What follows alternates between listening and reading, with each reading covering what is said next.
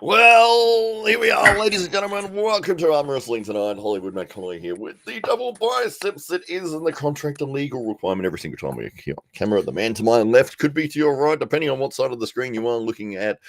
It is the co-host, the co-founder, the co-breather of air, the co-wearer of clothes in this very room. It is none other than the master of disaster, the king of sting, the count of Monte Cristo. It is Thunderlips, the ultimate male. It is the Siberian Bull. It is your friend and mine. It is the winner of the Dame Stockbridge of the Year award, the illustrious award held by the illustrious man with the illustrious beard. It is none other than Dame Stockbridge. Well, Hollywood Matt Connelly, I've just been kicking back here with the snacks, with the barbell foods, and a can of Coke in hand, just enjoying that cinematic experience. AWE Champions League, what a fantastic premiere. Thank you very much, Hollywood Matt Connelly. Great commentary, well done.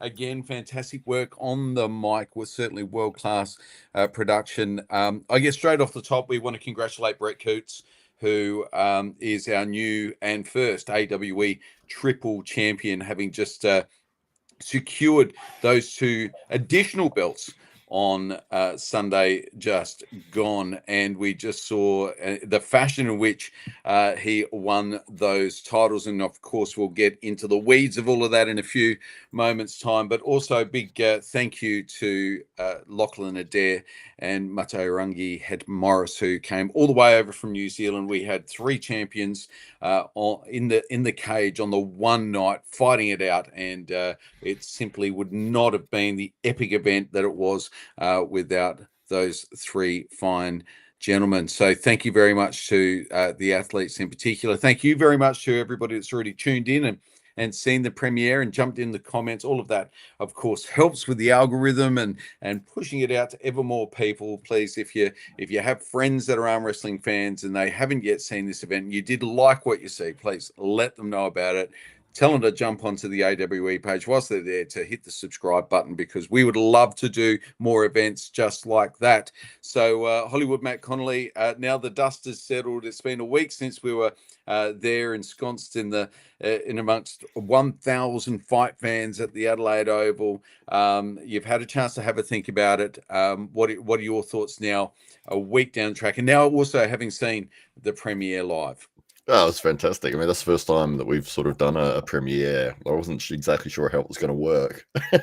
And the annoying thing was it asked me in the settings, like, do you want a countdown to the thing? And I was like, yeah, cool. And it says, how long do you want the countdown to be? 2 minutes, 3 minutes? And the longest you could do is 5 minutes. So I was like, I'll do 5 minutes because, 5 minutes prior to the event leading up to it, you want to get as much attention as you can. And away you go. But what I didn't realize was the countdown starts when the premiere starts.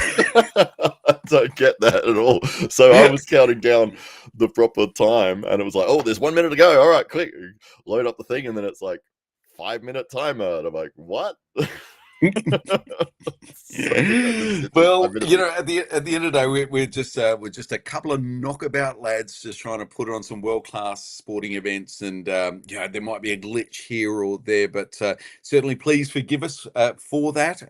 We are literally pulling these things together on a shoestring budget. What you're seeing on screen is the work of Hollywood Matt Connelly and myself and a very small team of people in behind us who are really either donating their time or energy, or certainly lending their assistance to us outside of ours. So we want to thank everybody who's behind the scenes making it all happen. And if you do forgive it for a couple of those little glitches, it wasn't like we went offline for 20 minutes. No, that's right. Absolutely.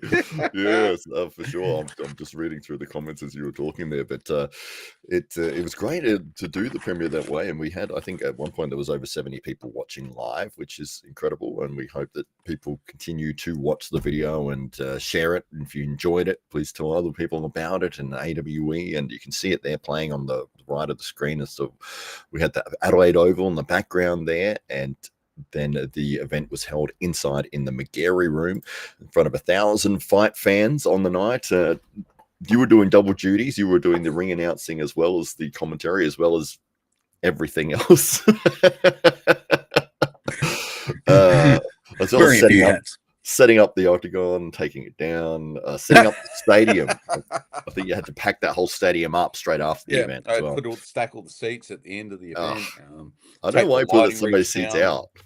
Yeah, carry the cameras back to the car. Yeah, well, Yeah, you it know, was a hey, tough night. Tough night. it would have been. That's right. But we saw some incredible matches take place with Brett and Lachlan, and we're seeing Lachlan walking into the octagon here. It was a great moment because seeing the guys get their walkouts is the same as in a fighter would from an MMA event. You know, it was that moment, and you can see here taking that deep breath, walking into the cage to compete. Love that. Like there was a tremendous benefit to be able to do that. It's like walking into an MMA match, which is, you know, I mean, you are going in to compete, which is, you know, such a great feeling to be able to capture that. Yeah, and we really do genuinely think that that arm wrestling is a combat sport, and so when we've been talking to our partners in this event, which is the Diamondback Fighting Championship, and you know, they're just fantastic guys, Craig and Greg, and they've been very supportive of AWE since the very first event AWE won now 2.5 years ago, and even before that, they invited us to showcase arm wrestling inside the cage at one of their earlier events in the same venue, and so they themselves like the sport, but just wondered how their audience might respond to an event of this nature. And so they've tested the waters on a couple of occasions. But you know what clinches it in their mind is that arm wrestling, in every respect, is a combat sport. The only difference is, you know, you're not landing blows and punches, but you know, when you speak to these athletes after the match, you know, their bodies are no less beat up as a result of their competing. And so both men go in there. Anything could happen. You could literally break your arm. These guys are really risky at all because, you know, somebody like Brett Coots is not making hundreds of millions of dollars out of arm wrestling. If he did injure his arm, he is a builder, so he would be out of business for weeks or months. So, you know, just that thought alone might be enough to stop a lot of people jumping inside the cage in this scenario. But obviously, that was not a problem for Brett Coots this Sunday night gone. But this is a combat sport, and to hear how the crowd responded to seeing both of these athletes compete was exactly what I would have expected of a DFC crowd. So very, yeah. And you were there live, and were you surprised by the audience's response to the matchups? I was actually. I didn't really consider it as a factor, like at all, getting into the event, and I thought it would might go similarly to the previous ones where they were sort of a little confused and there wasn't like, you know, a lot of cheering or whatever. But this time they really seemed to really get into it, and Mm. there was a lot of cheers for Brett. I think that they saw Lachlan as the villain for some reason, maybe because of the false starting, and they liked to boo that. I think they were just enjoying being part of the event. And when they went to apply the strap for the first time, everyone cheered and like they're all excited about the strap. Why are they excited about the strap? Like, oh, must be from the Rocky movie, like the Rocky movie, the Stallone movie. But Yeah. yeah, it was great to see that It people seemed getting very early into on it. that the crowd had picked Brett to be their champion. They had really got behind it. I don't know if that seemingly was an underdog thing, you know, or you know that, or maybe his age. You know, people heard that he was nearly 50 and thinking, oh yeah, let's get behind the old guy. You know, I don't know what it was, but Brett definitely resonated with that with those 1,000 fight fans there at the Adelaide Oval on Sunday night. That's for sure. Yeah, absolutely. So, when you were doing the announcing work and then switching to the commentary, did you have a feel of like how the audience was receiving the event? Did you have like hear some comments, or did you hear whispers, or how did you feel on that night? Mm. Well, I guess the room had just filled up. So this was the first fight of the night. And I understand with a lot of fight promotions, and certainly with many that I've been to, the room doesn't really fill up until maybe third or fourth fight of the night, like almost like people are only getting there for the top of the card. DFC audiences are different. They're there for the first fight, and the room is full, ready to go.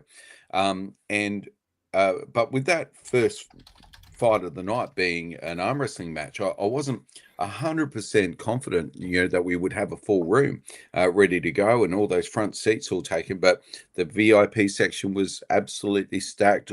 All the front rows were stacked. The room was full. You can see that in the imagery as the athletes are getting in. So people were keen for this. People were keen to be seated, ready, and were waiting for these two men to enter the cage. So there was definitely a buzz. It was an electric feel, and I guess. We know what to expect with a DFC crowd when when it's an MMA bout that's first cab off the rank. There is that anticipation in the air. I tell you what, there was no less anticipation and excitement for this matchup than there would be for any MMA or multidiscipline combat sports fight. So the atmosphere was electric from the get-go. Oh, absolutely, yeah, yeah. What an amazing night! And then we could see here that Brett and Lachlan, this was basically the story of this match, wasn't it? That there was a very horizontal war between both of them, sort of stuck in the center, and then Brett would slowly start to overpower Lachlan in that position, or he would transition for a press. But we did see some interesting tactics being thrown by Lachlan. He made some adjustments. He tried different things. And the last round was just absolutely insane, which will be coming up. I think they've done 3. So, but in the final round, that press that Brett caught and then managed to bring back was just one of the most insane turnarounds in an arm wrestling match I've ever seen. Couldn't believe he did that. Yeah, it was. That was. It was interesting to see Lachlan's strategy evolve through the night. Obviously, he had it in his mind that he was going to try and get it off the go and really just use his explosiveness off the line to his advantage and put Brett into that compromised position. And we know Brett has a propensity to be a little slow off the line and is by his very nature a defensive puller. And if he can catch someone off the start, he can sit in seemingly a losing position for a disordinate amount of time. It really is an amazing ability. He doesn't seem to gas sitting on that bicep like a lot of really muscular bodybuilder types of physiques do. He has an immense level of endurance sitting in that position, and so if Lachlan wasn't able to force it to the pin pad from that explosive start, you knew that Brett was going to have a chance of working his way back into the match. Now, everything seemingly went according to Lachlan's plan in that first round. You saw that Lachlan was able to get the start that he was looking for, was able to put the pressure on and put Brett in that really compromised position, too close to the pin pad to be able to come back. But in previous AWE matches, if you have seen Brett Coots compete, what you will know about Brett is that he can come back from the ugliest positions, from millimeters away from the pin pad, and can almost just pull through with his wrist bent all the way backwards, that high off the table, and not from the pin pad, but sideways that way. It's a very ugly, peculiar style, but in almost all of these cases, Brett did not lose his hand and put himself in that position until that press at the end. He really was able to maintain his hand. There he transitioned into a flop press, right at the end to get that pressure down. But Brett, once he got to that second round, was able to catch Lachlan and got into that war. Lachlan knew he was in trouble because Lachlan knew, although he is the younger athlete by nearly a dozen years, he just didn't have that endurance to be able to carry it off. The conditioning perhaps on left, as he's put such an emphasis on his right arm over the last few years as he's been on that international circuit. The left just was not quite at that same level of endurance that he needed to be at in order to be competitive with a peak Brett Coots. Yeah, potentially, absolutely. I mean, the great thing is we've got an answer to the question now of who is the number one in this region for left hand, and we put the biggest and strongest guys that we had against each other, and it turned out to be Lachlan Adair and Brett Coots. Brett ended up winning the match. If you haven't seen it already, it is on the YouTube channel. We did premiere it recently, but you can see it here on the screen as well. I think this is the final round. This is the one where Lachlan goes for the press, I believe. But I just wanted to talk through this because it is an absolutely incredible moment, and maybe we'll let this roll out as we go live here. And you see that Lachlan, he's down 3-1 at this point, and he wants to change things up. What he's been doing isn't working. He knows that there needs to be an adjustment, and he makes the adjustment by changing to a press. But Brett, he almost gets through as well. Brett's bicep here, you will see yes, how incredibly strong this man's arm is. And right here we go. So he's sitting there. That's pretty much just your arm. He's trying to hold Lachlan's whole body weight there. He's trying to hit through. He can't get through. He tries to get vertical, can't get vertical. Lachlan keeping the pressure down on Brett's wrist. Brett taking some breaths, using his body weight to get up and gets his arm more vertical, gets a bit of a hit. He gets his own shoulder in and presses straight down. What an incredible and Lachlan there acknowledging that he had done absolutely everything there technically in order to get across the line. And I know in the back of Lachlan's mind he's going to be thinking a bit more preparation, a bit more time focused on the left, what would happen next time. And I guess that's what's exciting. We'll find out at some point in the not too distant future, I'm sure. Oh yeah, for sure, absolutely. Lovely suit that you've got on there on the night, and thank you. Doing the ring announcing duties, absolutely. Well, it seems you didn't get too overheated on Sunday night. Normally, you're as soon as you come out of the octagon, jacket's off, and you're in the front of the fan with the. So it was a good night for the wardrobe of Dave Stockbridge as well.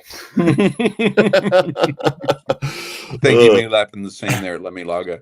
Did you have a feeling of who might win this match prior to it happening? I really didn't know.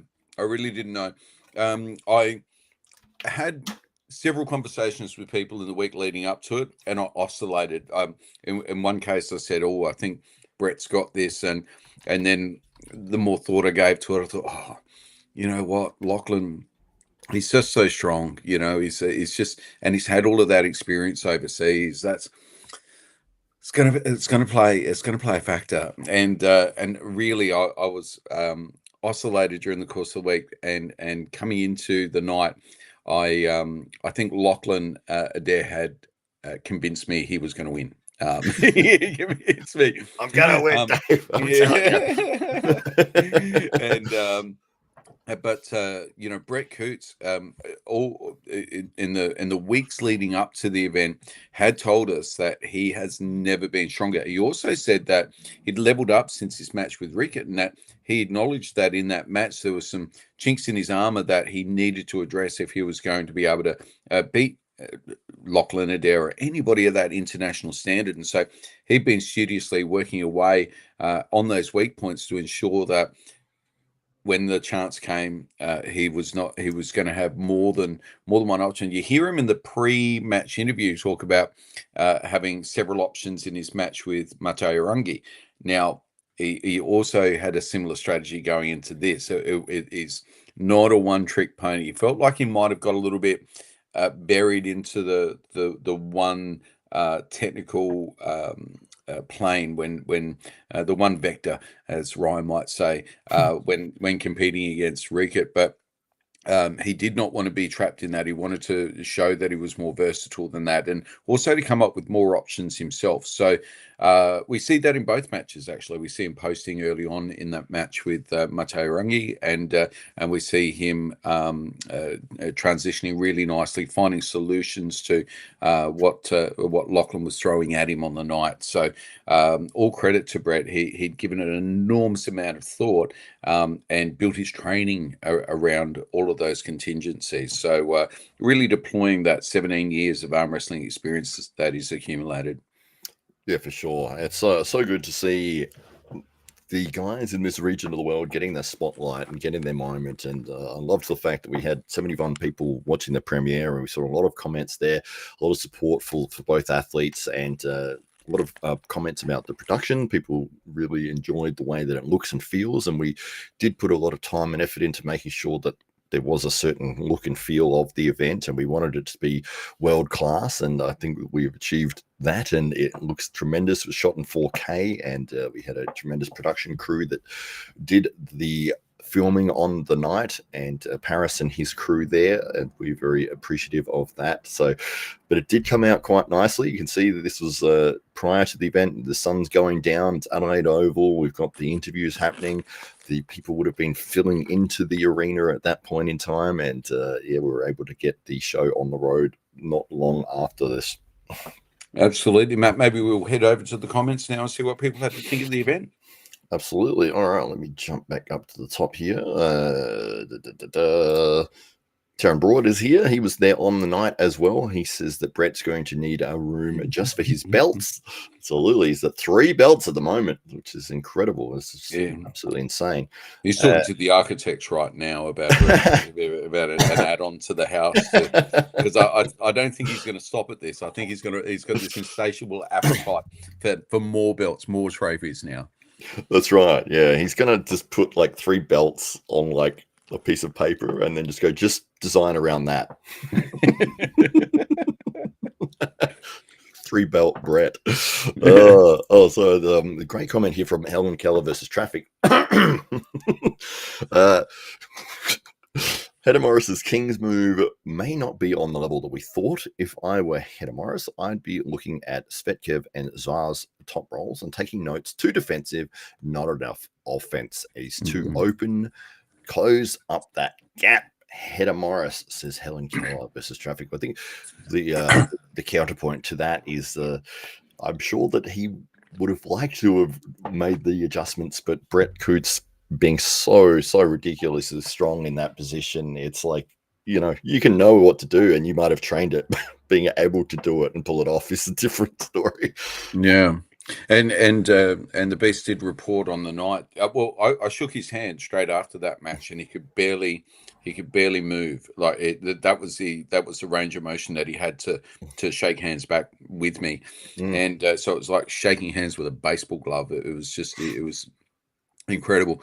And he mentioned afterwards he just felt like his arm had blown up. He really.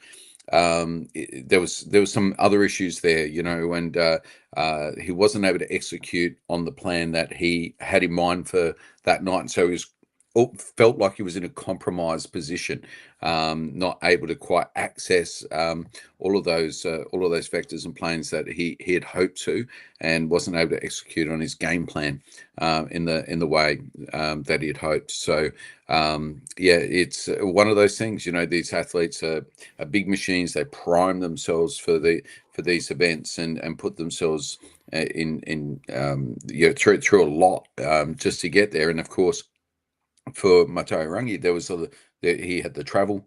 He flew from New Zealand to Sydney, stopped over, flew to Adelaide. There was a lot of adjustment there that was required. Really hard to keep all of those essential elements critical to a high performance together when, you know, that week leading up, you know, you're traveling, you're working, you got all of these things on. And I'd like to think that for Mateo Rangi, if he had the ideal preparation, and he might have found himself in a bit better spot there once you got to round 2 and round 3. So because he'd fought his way back after round 2, and it was just a matter of if round 3 was able to consolidate and get through Brett, then he might have just been able to execute better on his plan. But we're talking, it's a sport of millimeters. It's a sport of micro adjustments that make a big difference, and in order to make those micro adjustments, you need to prepare everything from supplementation to food to training. You need to get the mix completely 100% right when you're competing at this level. And Mate Rangi would be open and saying it wasn't 100% right. So, and competing against an athlete of Brett Coots' caliber, with that level of experience, who is in the ascendancy and seeking to mark himself as an international level arm wrestler, you just got to be at 100%. It is a difficult thing traveling and going and competing around the world, and Mato Warangi has done that in his last couple of years. He's been all over the place. He's been to America, he's been to Ireland, he's been internationally jet setting around the world to compete and having success, which is incredible to see. And then being able to come back to this region of the world and challenge for the AWE Intercontinental title, unfortunately coming up short against Brett Coots in this match, as you can see here.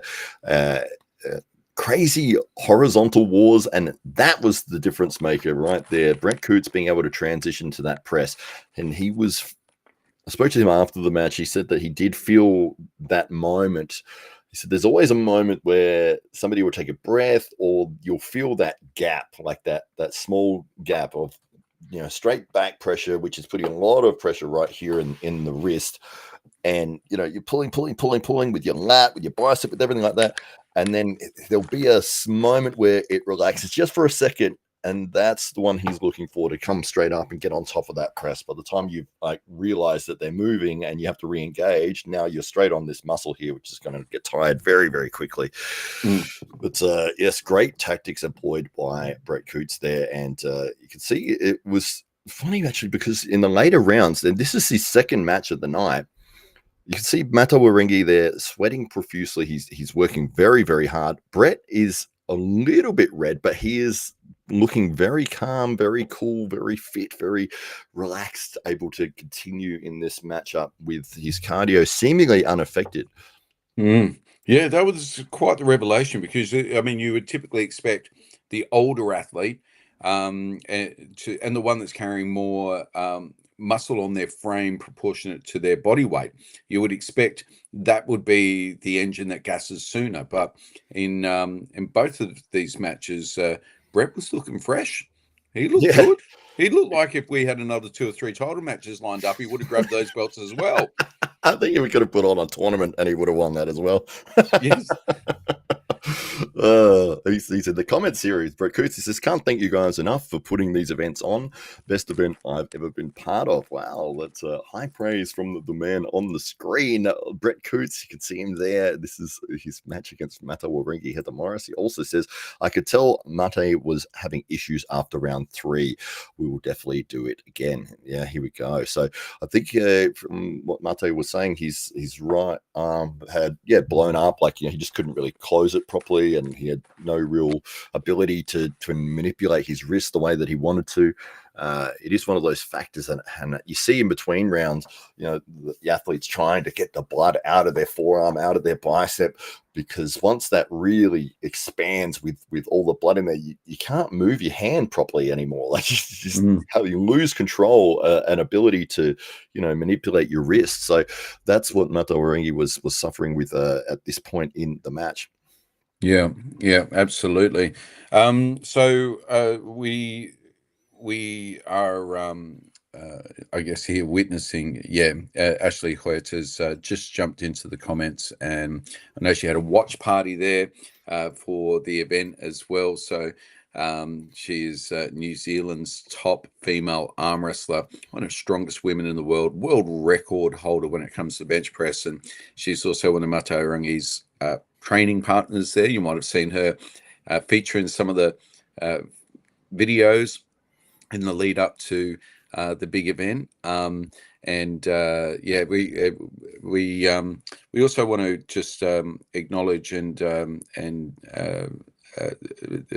Mato Warangi's grandmother, Penny Simpson, who has played an instrumental role in his life. And this match was particularly emotional for the New Zealand champ because this match up with Brett did bring back memories of the last match that his grandmother saw him compete in, and that was a match against Brett Coots, and they went out and they had dinner afterwards. Matteo Rangi and his grandmother and Brett, and kind of hung out, and this is fairly early on in Matteo Rangi's career, and and you heard in the pre-match interviews that Matteo Rangi was doing this very much for his grandmother, and so he took this loss a little harder as he put that emotional pressure on himself to come through for the win for his grandmother. But as you quite rightly mentioned in the post-match interview, Matt, his grandmother would be no less proud of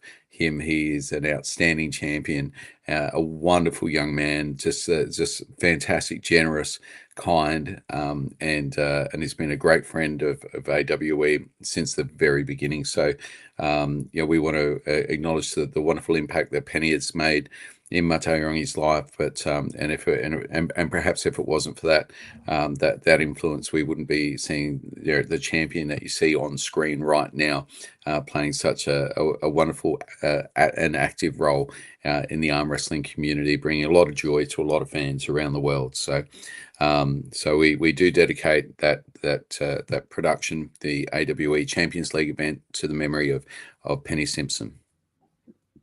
Absolutely, yes. It was a very emotional moments for Matteo Rangi, but he did put on a spectacular performance, even though he didn't get the win. I mean, this thing is, these rounds are not easy wins. These are some wars back and forth going through here, and plus overcoming the adversity to continue pulling when you can't move your hand properly. So, and giving it his best effort, and that's one of the things that defines a champion. So Matteo Rangi will be back, and I'm sure that he would have learned a lot from this match, and that's how you get better. You got to go out and get beaten, and then you figure out, well, how did I get beaten, and what do I need to do to stop that from happening again? So it's the only way to get better.